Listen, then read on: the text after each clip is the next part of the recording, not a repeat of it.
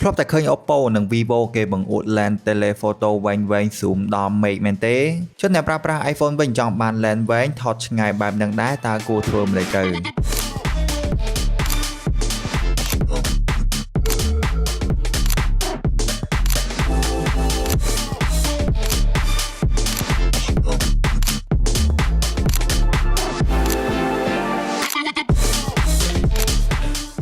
នេះគឺជាដំណោះស្រាយជាមួយនឹង lens របស់ Photo Gear ដែលមានគុណភាពខ្ពស់មិនថាអ្នកប្រើប្រាស់ iPhone, Vivo និង Xiaomi ទេគឺ Photo Gear មាន case សម្រាប់បំពាក់ lens បានគ្រប់ model ទាំងអស់អ្វីដែលកាន់តែពិសេសបំផុតនោះ Photo Gear មាន lens ច្រើនជម្រើសសម្រាប់បំពេញរាល់តម្រូវការរបស់បងប្អូនចាប់ផ្ដើមពីអ្នកដែលចង់បាន lens វែង zoom បានឆ្ងាយខ្លាំងជាមួយនឹងកម្រិត 400mm និង 135mm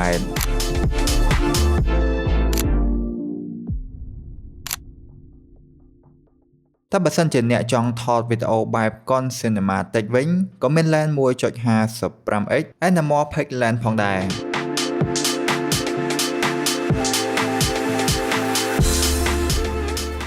ក្រៅពីនេះ Photo Gear ក៏មាន lens 75mm 60mm និង 45mm ដែលជំនាញថតរូប portrait ឲ្យដាច់ background បានយ៉ាងស្អាតតែម្ដង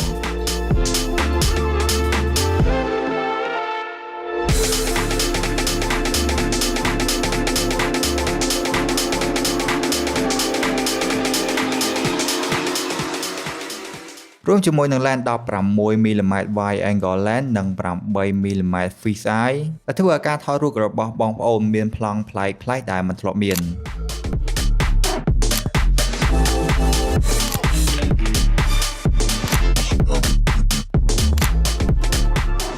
មិនមែនមានត្រឹមតែ lens ទេសូម្បីតែ COB flash ក៏មានដែរសម្រាប់ជំនួយលើការថតរូបលើ smartphone ឲ្យកាន់តែដូចអាជីពមួយកម្រិតទៀត